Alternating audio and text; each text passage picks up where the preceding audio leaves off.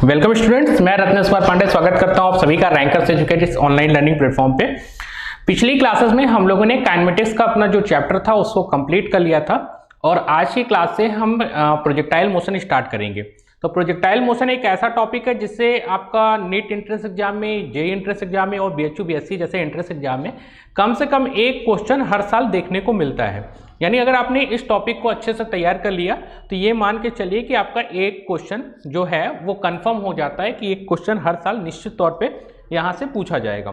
ठीक है, तो चलिए हम लोग शुरू करते हैं। तो आज का जो हमारा टॉपिक है वो प्रोजेक्टाइल मोशन का है, इसको स्टार्ट करते हैं। ठीक, तो मोशन इन ए प्लेन में सबसे पहला जो हमारा टॉपिक आता है, ठीक है, मोशन इन ए प्लेन हमारा आज से स्टार्ट हुआ है और उसमें सबसे पहला जो टॉपिक है हमारा वो है प्रोजेक्टाइल। ठीक है, प्रोजेक्टाइल मोशन के लिए। ठीक, राइट। तो चलिए इसी को बताते हुए आपको स्टार्ट करते हैं। प्रोजेक्टाइल मोशन बताने से पहले थोड़ा सा एक चीज मैं और बता देना चाहता हूं। एक, चलो तुमने कहीं ना कहीं आजकल क्रिकेट का आईपीएल का समय चल रहा होगा, ठीक, तो तुम में से कई सारे बच्चे क्रिकेट जरूर देख रहे होंगे। तो तुमने क्या वो केस देखा है जब एक बॉल को कोई बैट्समैन हिट करता है और हिट करने के बाद वो कहीं, जैसे जो कंडीशन होती है जब 6 रन होते हैं, ठीक है, याद हो रहा है, या कोई फुटबॉलर जब मैच खेल रहा है तो बॉल को किक करता है और वो जाके गोल पे गिरती है। तो ये सारे ऐसे केस हैं जो आपको प्रोजेक्टाइल की याद दिलाएंगे। ठीक, चलो सबसे पहला केस, सिंपल सा केस, अपने मैच को ही ले लेते हैं, क्रिकेट मैच को, और उसी के थ्रू चलना शुरू करते हैं। अब मान के चलो कि एक बॉलर क्या हो रहा है, बॉल फेंक रहा है और उसके बाद किसी बैट्समैन ने उसको क्या किया, हिट किया, और हिट करने के बाद वो बॉल जाके आपकी बाउंड्री पे गिरती है। ठीक, एक एथलीट जब दौड़ता है, काफी जब लॉन्ग जंप वाला केस होता है तो काफी दूर दौड़ के, ठीक है, और जब ये लॉन्ग जंप लेता है तो ये वाला जो केस है ये आपका कैसा केस है, प्रोजेक्टाइल मोशन का। ठीक, किसी एरोप्लेन से आप में से कई सारे स्टूडेंट ऐसे होंगे, ठीक है, जो पबजी वगैरह खेल रहे होंगे, ठीक है, उतने समय पबजी खेलते होंगे, तो उनको ही पता होगा जब एरोप्लेन से ये बम वगैरह हम लोग ड्रॉप करते हैं तब कैसा केस होता है। तो ये सारे जो एग्जाम्पल हैं, ये सारे एग्जाम्पल हमारे किस तरह के हैं, प्रोजेक्टाइल मोशन के हैं। ठीक है, तो अब चलिए शुरू करते हैं हम लोग। अब ये एक एग्जाम्पल देखो, ठीक, एक सिंपल सा एग्जाम्पल। यहाँ पे क्या हो रहा है कि इस तरह का आपने देखा होगा कहीं ना कहीं किसी शो वगैरह में कि एक यहाँ पे आदमी को ऐसे प्रोजेक्ट किया जा रहा है और इसका मोशन कुछ इस तरह जाके ये यहाँ पे गिर जा रहा है। तो इस तरह के मोशन को बोलते हैं, ये 2D मोशन है, 2 डायमेंशन मोशन है। 2D मोशन क्यों 2D मोशन है? क्योंकि ये मोशन क्या हो रहा है, एक्स एक्सिस में भी ये ऑब्जेक्ट आगे बढ़ रहा है और साथ में वाई एक्सिस में ये हाइट भी अचीव कर रहा है। तो ये 2D मोशन कहा जाता है। इसको क्या कहा जाता है, 2 डायमेंशनल मोशन, 2D मोशन। तो 2 dimension motion, 2D motion under gravity. ठीक है, 2 डायमेंशन मोशन अंडर ग्रेविटी। तो इस चीज को हम लोग कौन सा मोशन कहेंगे, प्रोजेक्टाइल मोशन। देखो अब समझ में तो आ गया होगा यहाँ तक प्रोजेक्टाइल मोशन किसको कहते हैं। तो 2 डायमेंशन मोशन अंडर ग्रेविटी। ठीक, तो ये चीज हमारा कौन सा मोशन कहा जाएगा, प्रोजेक्टाइल मोशन।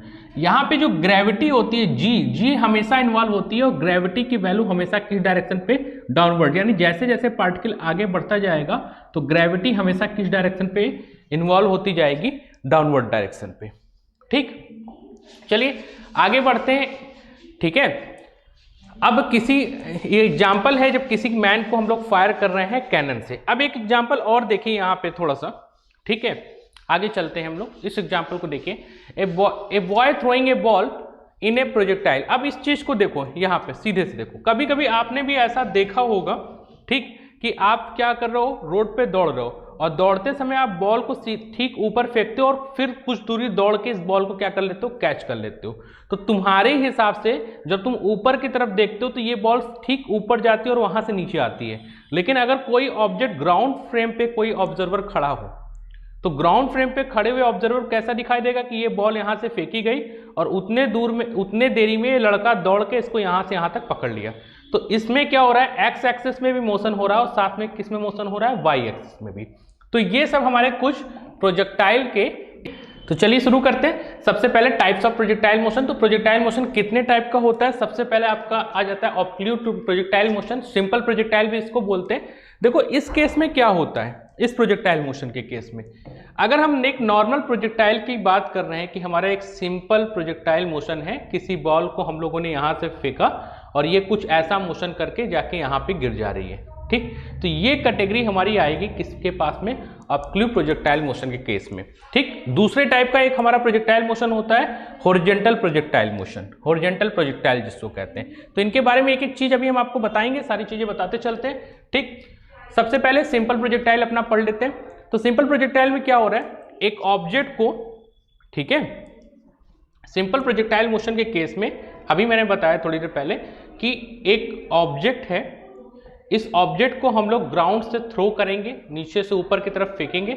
बस यहाँ पे ध्यान रखना चाहिए कि ये जो थीटा की वैल्यू है, ये थीटा की वैल्यू हमेशा 90 डिग्री से कम होगी।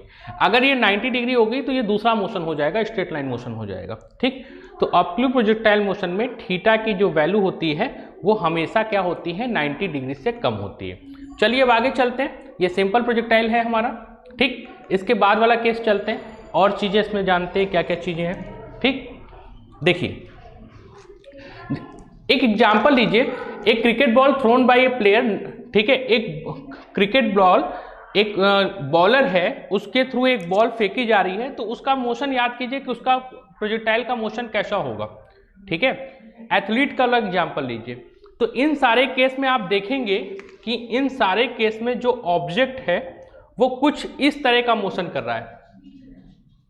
एक बॉलर बॉल थ्रो कर रहा है तो कुछ ये ऐसे जाके यहाँ पे इस तरह ऐसे जाके प्रोजेक्ट होता है। एथलीट कहीं से जाके जंप करता है तो जंप करने के बाद, ठीक है, उसका मोशन कुछ इस तरह होता है। तो ये सारे जो एग्जाम्पल हैं, ये सारे एग्जाम्पल किस तरह के हैं, प्रोजेक्टाइल मोशन के केस में। चलिए इनको बनाते हैं। सपोज कर लीजिए हमारा एक्स एक्सिस है, दूसरा एक्सिस हमारा वाई एक्सिस है, और हम किसी पार्टिकल को क्या कर रहे हैं, इनिशियल वेलोसिटी यू के साथ प्रोजेक्ट कर रहे हैं। तो जब इसको प्रोजेक्ट करेंगे तो कुछ इसका ऐसा मोशन होगा, इस तरह का कुछ मोशन यहां पे होगा, ठीक है। चीजें क्लियर दिखाई दे रही हैं, चीजें क्लियर दिखाई दे रही हैं आपको, ठीक है, राइट। चलिए, तो कुछ ऐसा मोशन होगा। अब अगर इस मोशन के बारे में मैं स्टडी करें, ठीक है, तो यहाँ पे जो थीटा की वैल्यू मैंने बोला कि प्रोजेक्टाइल तभी कंप्लीट हो सकता है, तभी पॉसिबल हो सकता है सिंपल प्रोजेक्टाइल के केस में, जब थीटा की वैल्यू क्या हो, 90 डिग्री से कम हो। अब अगर हम ये मान के एक चीज यहाँ पे समझो थोड़ा सा, ठीक, कि इनिशियल वेलोसिटी जो पार्टिकल की थी वो इनिशियल वेलोसिटी कितनी थी, u। थीटा यहाँ से डायरेक्ट एंगल बना रहा था, मैंने तुमको क्या बताया था, जहां से डायरेक्ट एंगल बनता है तो वेलोसिटी का एक कंपोनेंट इस डायरेक्शन में टूटेगा, कौन सा, u cos थीटा, जो किस एक्सिस पे काम कर रहा है, x एक्सिस की तरफ। क्यों u cos थीटा में टूटा, क्योंकि वेलोसिटी वेक्टर क्वांटिटी है, और मैंने बोला था थीटा जहां डायरेक्ट अटैच होगा वो cos थीटा में, और दूसरा वाला कंपोनेंट यानी इसकी y एक्सिस की जो वेलोसिटी है y एक्सिस की वेलोसिटी कितनी हो जाएगी, u sin थीटा, और x एक्सिस की जो वेलोसिटी है उसको ux भी हम लिख सकते हैं, वो कितना हो जाएगा, u cos थीटा, ठीक है। इतनी चीजें समझ में आ गई होगी। चलिए आगे बात करते हैं इसमें। अब एक चीज देखिए, यहां पे एक चीज देख के हमको बताओ, क्या x एक्सिस में कोई एक्सेलरेशन काम कर रहा है, सीधे से देखो। अगर हम इसके मोशन को अलग अलग कर लें, इसके मोशन को अलग अलग कर लें, x के मोशन को अलग कर लेते हैं, तो x एक्सिस की वेलोसिटी कितनी है, x एक्सिस की वेलोसिटी है u cos theta, x axis का इनिशियल पॉइंट ये है और x एक्सिस का फाइनल पॉइंट ये है, ठीक। यहाँ पे एक्सेलरेशन का नाम लेंगे तो केवल एक एक्सेलरेशन, ग्रेविटेशनल एक्सेलरेशन इन्वॉल्व हो रहा है, कौन सा, g, ठीक। और ये ग्रेविटेशनल एक्सेलरेशन केवल किस एक्सिस में लग रहा है, y एक्सिस पे, ठीक है। क्या x एक्सिस में कोई एक्सेलरेशन लग रहा है, नहीं, तो x एक्सिस का एक्सेलरेशन हमारा कितना है, 0। और अगर x एक्सिस में कोई एक्सेलरेशन नहीं लग रहा है तो हमारी इनिशियल पॉइंट से लेके फाइनल पॉइंट तक x एक्सिस की जो वेलोसिटी है वो भी चेंज नहीं होगी। ये सारी वेलोसिटी क्या होगी, कांस्टेंट होगी। वेलोसिटी कांस्टेंट कब होती है, जब एक्सेलरेशन 0 होता है। केवल किस एक्सिस की बात कर रहे हैं, x एक्सिस की बात कर रहे हैं, ठीक है। हाँ अंकुश, गुड्डू कुमार बेंत, क्या हुआ भाई, क्लियर नहीं दिखाई दे रहा है क्या,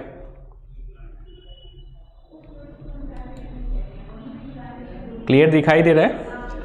चलिए ठीक है, तो इस मोशन को अलग अलग करके सोचो, केवल देखो, केवल किस में सोचो, केवल एक्स एक्सिस में सोचो तो एक्स एक्सिस में यहां से यहां तक पार्टिकल चल रहा है, इनिशियल पॉइंट और फाइनल पॉइंट, ये इसकी वेलोसिटी, एक्स एक्सिस में कोई एक्सेलरेशन नहीं लग रहा है तो ax की वैल्यू हम लोग कितनी रखती है, 0। और अगर एक्सेलरेशन नहीं लग रहा है तो ये वाली जो वैल्यू है वो हमारी ये वेलोसिटी कैसी वेलोसिटी हो जाएगी, कांस्टेंट वेलोसिटी हो जाएगी। ठीक, अब अगर y एक्सिस में सोचते हैं तो पहले सोचो y एक्सिस में क्या एक्सेलरेशन लग रहा है, हाँ y एक्सिस में एक एक्सेलरेशन हमारे पास आंसर आ रहा है, कौन सा लग रहा है, g। और जब एक्सेलरेशन लगेगा तो वेलोसिटी चेंज होगी।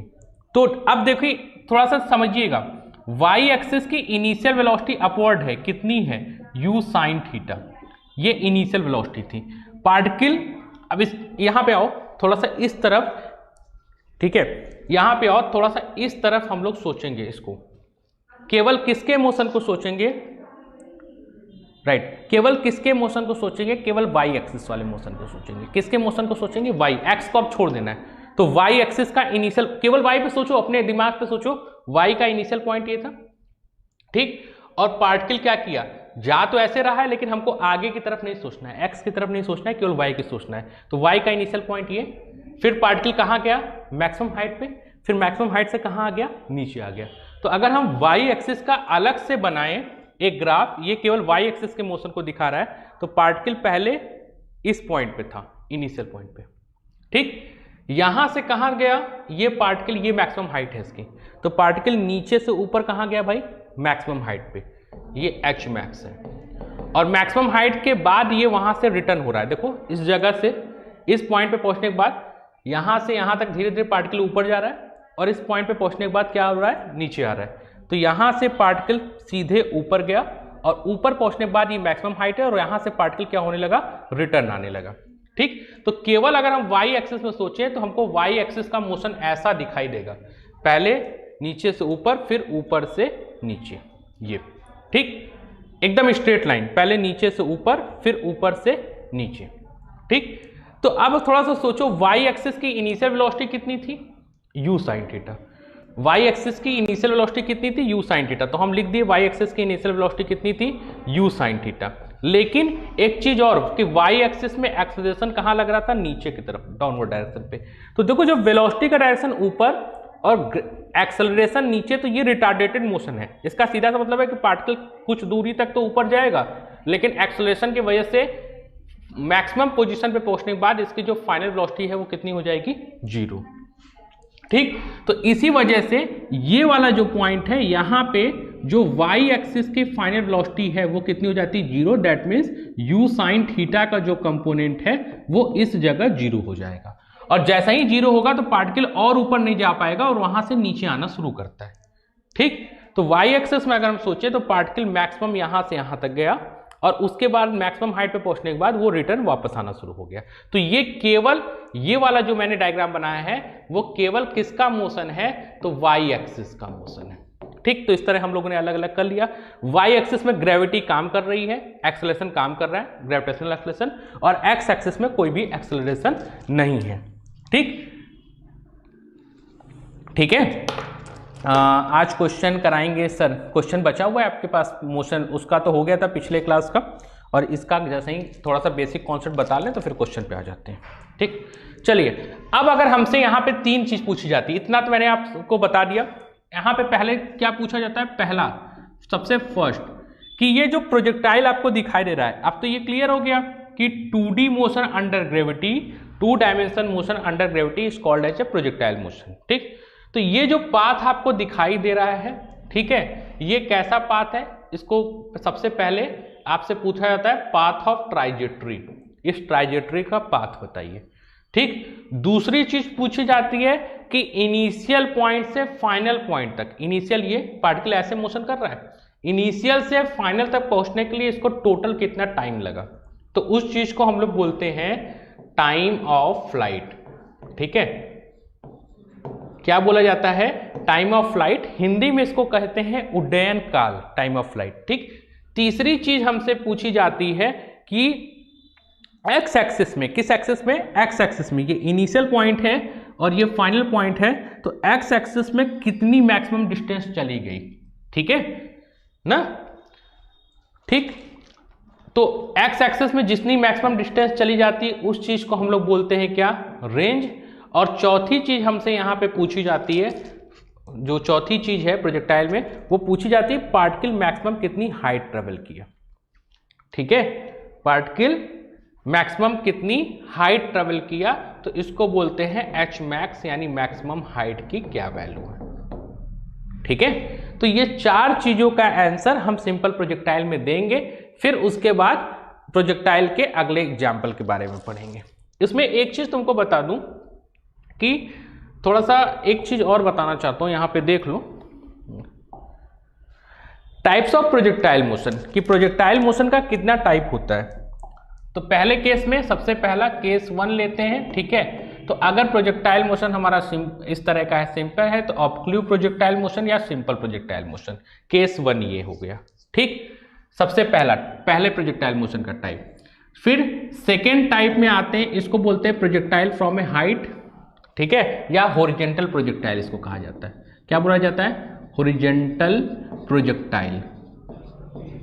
ठीक, तो हॉरिजॉन्टल प्रोजेक्टाइल में क्या होगा कि पार्टिकल पहले से मैक्सिमम पोजीशन पे होगा। इस जगह से तुम ये याद करो कि किसी बिल्डिंग के छत से खड़े होकर तुमने सीधे पत्थर फेंका है। ठीक, तो ये पहले ही से इस एच हाइट पे है और यहां से सीधे एक पत्थर फेंक रहे हैं, तो इसका मोशन कैसा होगा, कुछ इस तरह का मोशन होगा। तो इस चीज को हम लोग कहेंगे क्या, हॉरिजॉन्टल प्रोजेक्टाइल। क्या कहेंगे, हॉरिजॉन्टल प्रोजेक्टाइल। तीसरे तरह का प्रोजेक्टाइल क्या होता है कि इसी केस में, इसी बिल्डिंग पे हम खड़े हैं, थर्ड केस आपको बता रहे हैं। ठीक, थर्ड केस बता रहे हैं कि इसी बिल्डिंग पे हम खड़े हैं यहाँ पे, और इस बिल्डिंग पे खड़े होने के बाद हम एक ऑब्जेक्ट को ऐसे फेंक रहे हैं। ठीक, तो पहले क्या था कि ऑब्जेक्ट को सीधे फेंका जा रहा था, यहाँ पे थीटा की वैल्यू 0 डिग्री थी, तो इसका नाम दिया गया हॉरिजॉन्टल प्रोजेक्टाइल। ठीक है, अब क्या किया जा रहा है कि ऑब्जेक्ट को किसी एंगल थीटा के साथ फेंका जा रहा है, तो पहले ये ऊपर जाएगा और ऊपर से फिर इस तरह का मोशन करेगा, ऐसा मोशन होगा। ठीक है, तो इस केस को हम लोग बोलते हैं, यहाँ पे इसका नाम देंगे प्रोजेक्टाइल फ्रॉम ए टावर। क्या नाम देंगे, प्रोजेक्टाइल फ्रॉम ए टावर। ठीक है, प्रोजेक्टाइल फ्रॉम ए टावर, ये नाम दिया जाएगा। अगला एक केस, लास्ट केस बचता है। 4 तरह का केस आएगा आपके पास, 4 प्रोजेक्टाइल मोशन, ऑब्लिक्यू प्रोजेक्टाइल या सिंपल प्रोजेक्टाइल, फिर दूसरा horizontal projectile, projectile from A tower, और तीसरा आ जाता है एक इंक्लाइन प्रोजेक्टाइल। यानी अगर हम इंक्लाइन थीटा के केस में हैं, ठीक है, ये इंक्लाइन प्लेन है हमारा, और इस इंक्लाइन प्लेन से किसी ऑब्जेक्ट को यहाँ पे ऐसे थ्रो किया गया, तो ये वाला भी अगर हम पाथ देखें, ठीक है, तो ये पाथ भी कैसा पाथ है, प्रोजेक्टाइल मोशन का।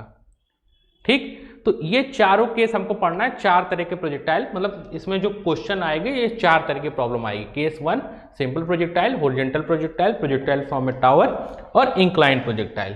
ठीक है, तो ये कुल मिला के 4 तरह की प्रोजेक्टाइल का केस, 4 तरह का प्रोजेक्टाइल मोशन हम लोग पढ़ेंगे। तो चलिए अपने टॉपिक पे वापस आते हैं। ठीक, अपने टॉपिक पे वापस आ जाए। ठीक है, तो हम लोग यहाँ पे इस तरह पढ़ रहे थे। ठीक, सिंपल प्रोजेक्टाइल का केस पढ़ रहे थे, और सिंपल प्रोजेक्टाइल में हम लोगों ने ये सारी चीजें, इतनी चीजें कंप्लीट कर ली थी। आगे चलते, वेलोसिटी मैंने बोला Vx एक्स एक्सिस की वेलोसिटी है जो चेंज नहीं होगी। ठीक है, दूसरी वेलोसिटी हमारी किस एक्सिस की थी, वाई एक्सिस की।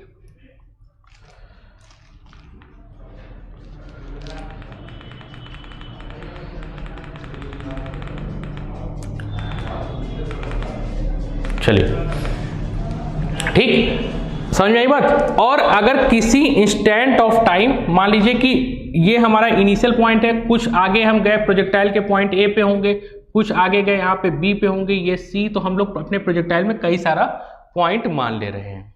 ठीक है, तो इस पॉइंट पे, ए पॉइंट पे पहुंचने के बाद वेलोसिटी का डायरेक्शन कुछ ऐसा है, यहां से भी थीटा की वैल्यू कॉन्टिन्यूअस चेंज होती चली जाएगी, तो इस जगह भी हमारा एक्स कंपोनेंट कुछ चेंज नहीं होगा, इसकी वैल्यू यू कॉस थीटा होगी, केवल किस कंपोनेंट में चेंज होगा, वाई कंपोनेंट पे। ठीक है, चलिए और आगे बढ़ते हैं। इसमें किसी पर्टिकुलर टाइम पे अगर हमसे वेलोसिटी पूछा जाए तो उस केस में हम इसका एंगल कितना मान लेंगे, अल्फा एंगल मान लेंगे। ठीक है, अब मैक्सिमम हाइट पे पहुंचने के बाद, क्योंकि मैंने आपको बताया था कि जब हम लोग एच मैक्स पे पहुंचेंगे तो उस समय हमारे वेलोसिटी का वाई कंपोनेंट कितना हो जाता है, 0। और हॉरिजॉन्टल केस में क्योंकि कोई चेंज नहीं होगा तो ये इनिशियल से लेके फाइनल तक सेम ही रहेगा, इसमें कोई फर्क पड़ने वाला नहीं है। ठीक, अब आगे आने वाले केस में जैसे जैसे मैक्सिमम हाइट से पार्टिकल नीचे की तरफ उतर रहा है, ठीक है, तो ग्रेविटी की वजह से अब अपवर्ड कंपोनेंट यहाँ पे फाइनल वेलोसिटी कितनी हो गई, 0 वाई एक्सिस की।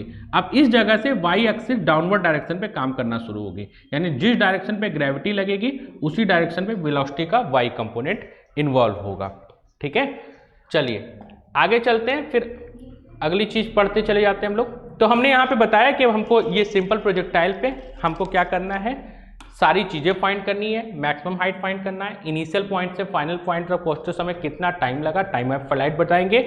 एक्स एक्सिस में इनिशियल पॉइंट से फाइनल पॉइंट तक जो डिस्टेंस चली जाती है उसी चीज को क्या बोलते हैं, रेंज बोलते हैं। क्या बोलते हैं, रेंज बोलते हैं। तो हम लोग क्या करेंगे, यानी एक्स एक्सिस में यहां से यहां तक जितनी डिस्टेंस चलेंगे उसको रेंज कहेंगे।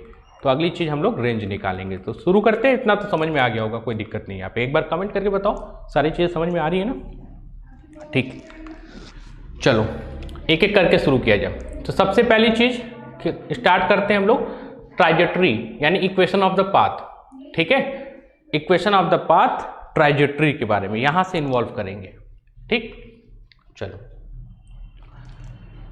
प्रोजेक्टाइल के बारे में मैंने 2-3 चीजें थोड़ा सा रिवाइज कर लीजिए। सबसे पहले क्या है, प्रोजेक्टाइल मोशन क्या होगा, एयर में है तो यहाँ पे एक चीज कंसीडर नहीं करते हैं, क्या, एक अजम्पशन होता है। अजम्पशन क्या होता है, यहाँ एयर रेजिस्टेंस निग्लिजिबल मान लिया जाता है। ऐसा प्रैक्टिकल में होगा नहीं, लेकिन थ्योरी पढ़ते समय हम एयर रेजिस्टेंस को काउंट नहीं करते हैं। तो अगर किसी के दिमाग में ये आ रहा होगा कि एयर रेजिस्टेंस यहाँ लगेगा, तो इस चैप्टर को पढ़ते समय एयर रेजिस्टेंस के बारे में बात नहीं करनी है, उसको भूल जाना है। ठीक, दूसरा इनिशियल वेलोसिटी जो u है, u आपको बताया 2 कंपोनेंट में डिवाइड होगा। एक्स एक्सिस की वेलोसिटी u cos थीटा और वाई एक्सिस की वेलोसिटी u sin थीटा होगी। ठीक है, अब हॉरिजॉन्टल मोशन में ये भी बताया था कि एक्स एक्सिस का कोई एक्सेलरेशन नहीं है, इसलिए एक्स एक्सिस की वेलोसिटी चेंज नहीं होगी। ठीक है, कर दूंगा, ग्रुप में सेंड कर दूंगा पीडीएफ, परेशान मत होइए। तो एक्स एक्सिस में क्या है, एक्स एक्सिस में एक्सेलरेशन नहीं है तो एक्स एक्सिस की वेलोसिटी चेंज नहीं होगी। तो इनिशियल से फाइनल तक एक्स एक्सिस की वेलोसिटी कितनी होती है, u cos थीटा ही है। ठीक, और वेलोसिटी केवल किस एक्सिस की चेंज होती है, वाई एक्सिस की। ठीक है, ठीक, और वर्टिकल मोशन में क्या है, एक कांस्टेंट एक्सेलरेशन इन्वॉल्व होता है, ग्रेविटी, और कुछ नहीं। ठीक है, तो चलो आगे अब शुरू करते हैं, स्टार्ट करते हैं। सबसे पहले कहाँ से शुरू करना है हमको, टाइम ऑफ फ्लाइट से। ठीक, ठीक है, चलो अब इसको स्टार्ट किया जाए, शुरू किया जाए अपना काम।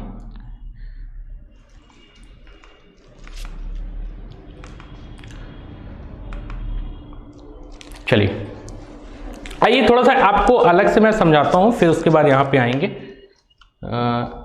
ये अपना ये वाला केस, सिंपल प्रोजेक्टाइल वाला केस, सिंपल प्रोजेक्टाइल मोशन के केस में आते हैं। ठीक है, देखो यहाँ पे मान लो ये तुम्हारा सिंपल प्रोजेक्टाइल है, इनिशियल वेलोसिटी बोलते जाओ कितनी माने थे, u, ये एंगल कितना माने थे, थीटा। ठीक, ये एक्स एक्सिस हो जाएगा, इसके परपेंडिकुलर कौन सा एक्सिस, वाई एक्सिस। इधर वेलोसिटी कितनी, u cos theta, vertical velocity कितनी, u sin थीटा। ठीक है, मैक्सिमम हाइट पे पहुंचने के बाद यहाँ पे वेलोसिटी का जो y कंपोनेंट कितना है हो जाएगा 0। तो सबसे पहली हेडिंग डाल लीजिए ना, फर्स्ट हेडिंग डालिए, लिखिए इक्वेशन ऑफ ट्राइजेक्टरी। क्या निकालेंगे, इक्वेशन ऑफ ट्राइजेक्टरी या path of the projectile motion. तो देखो यहाँ पे एक चीज समझो, मान लो कि किसी टाइम t पे, कोई भी टाइम t, किसी टाइम t पे पार्टिकल यहाँ पे पहुंच गया, इस जगह पे, हर एक जो भी यहाँ पे एक सॉल्यूशन करने के बाद फॉर्मूला आएगा, वो हर फॉर्मूला आपको क्वेश्चन पे जरूरत पड़ेगी उसकी, तो उसको ध्यान से समझते चलिएगा कैसे आ रहा है, और बाद में हमको इतनी जरूरत नहीं है और सीधे हम फॉर्मूले को याद रखेंगे। ठीक, तो मान लीजिए किसी टाइम t पे पार्टिकल यहाँ पे पहुंच गया, तो यहाँ पे पहुंचने के लिए उसको क्या करना पड़ा, पहले x में इतना मोशन करना पड़ा और उसके साथ y पे इतना मोशन करना पड़ा। ठीक, तो सेम टाइम t में इतना मोशन y में हुआ और इतना मोशन x में हुआ, तब जाके पार्टिकल यहाँ पे पहुंचेगा। तो अगर हम अलग अलग डिस्प्लेसमेंट बात करें, हम केवल x एक्सिस की बात करेंगे, तो x एक्सिस में ये डिस्प्लेसमेंट हुआ यहाँ से यहाँ तक। तो अगर इनका डिस्प्लेसमेंट पूछा जाए तो आप सीधे कहोगे कि डिस्प्लेसमेंट का फॉर्मूला होता है वेलोसिटी, तो किसकी वेलोसिटी, एक्स एक्सिस की वेलोसिटी इनटू क्या, टाइम टी। ठीक है, तो एक्स एक्सिस की वेलोसिटी हम लोग एक्स ले लेंगे, ठीक है, ये डिस्प्लेसमेंट vx, इसकी जगह कितना लिखा जाएगा, u cos थीटा, और टाइम की जगह t इन्वॉल्व है। तो अगर हमको यहाँ से टाइम पूछा जाए कि टाइम कितना आ रहा है, तो टाइम की वैल्यू क्या देंगे, x upon u cos theta. ठीक, इसको हम लोग इक्वेशन नंबर 1 मान लिए। ठीक है, और सेम टाइम पे इतना किस में मोशन हो रहा है, y एक्सिस पे। तो y एक्सिस का मोशन, क्योंकि ये सिंपल था, यहाँ एक्सेलरेशन की वैल्यू कितनी थी, 0, इसलिए हम लोग सिंपल फॉर्मूला लगा लिए, displacement is equal to velocity into time. ठीक है, और अगर हमको y एक्सिस का मोशन पूछा जाए, y एक्सिस का, ये हम लोग अभी रेंज नहीं निकाल रहे हैं, हम लोग क्या निकाल रहे हैं, path of the projectile motion, या इसको इक्वेशन ऑफ द ट्राइजेक्टरी भी कहा जाएगा। अब अगर इसी केस में हमसे सेम टाइम में, इतने ही टाइम में इतना y में चले, क्योंकि y में एक्सेलरेशन इन्वॉल्व है, तो इसलिए y का ये फॉर्मूला लिखा जाएगा, y is equal to ut, ठीक है, -1/2 GT²। आप सबको बहुत अच्छे से क्लियर हो गया होगा कि मैंने ऐसा क्यों लिखा है। ठीक है, क्यों लिखा है, क्योंकि यहाँ पे ग्रेविटी डाउनवर्ड डायरेक्शन काम कर रही है। अच्छा, एक डाउट और क्लियर कर लो, यहाँ पे जो इनिशियल वेलोसिटी है, क्योंकि हम y एक्सिस की बात कर रहे हैं, तो हम वेलोसिटी भी किस एक्सिस के लेंगे, y एक्सिस के लेंगे। तो हम लोग को यहाँ पे क्या लिखना चाहिए, u/t, y एक्सिस की इनिशियल वेलोसिटी। चलिए वैल्यू पुटअप करते हैं। ठीक है, तो y इज इक्वल टू कितना हो जाएगा, y एक्सिस की इनिशियल वेलोसिटी कितनी भाई, u sin थीटा। ठीक, तो इसकी जगह हम लोग कितना लिखेंगे, u sin theta into T -1/2 GT²। ठीक, अब ये इक्वेशन तुम्हारा सेकेंड इक्वेशन बन गया। अब दोनों ही, चाहे x में मोशन हो रहा हो, चाहे y में मोशन हो रहा हो, इन दोनों मोशन के केस में t की वैल्यू सेम है, यानी ये t सेम है दोनों के केस के लिए। सेम टाइम में पार्टिकल यहां था, यानी सेम टाइम में इतना y मोशन किया, इतना x में मोशन किया, तो टाइम की वैल्यू सेम है। तो क्या कीजिए, इक्वेशन 1 से टाइम की वैल्यू यहाँ उठा के पुटअप कीजिए, तो y की वैल्यू कितनी हो जाएगी, u sin थीटा, और t की जगह हम लोग ये वैल्यू रखेंगे कितना, x upon u cos theta, ठीक है, -1/2 GT की जगह फिर वही वैल्यू, ये वाली वैल्यू। ठीक, तो ये वाली वैल्यू कितनी हो जाएगी, x upon u cos theta का होल स्क्वायर। ठीक, थोड़ा सा अरेंज करते हैं, यहाँ से देखोगे तो u और u क्या हो जाएगा, कैंसिल आउट हो जाएगा, तो y की वैल्यू यहाँ पे कितनी हो जाएगी, यहाँ से आ जाएगा आपका x sin theta upon cos theta, क्या लिखा जाएगा, x tan थीटा, ठीक है, -1/2 g, और ये पूरी वैल्यू आ जाएगी x upon u cos theta u² cos square theta. अब थोड़ा सा समझना, इसको हम लोग एक साथ अरेंज कर लेते हैं, ये पूरी वैल्यू, ये ठीक, और इस वैल्यू को एक साथ ले लेते हैं।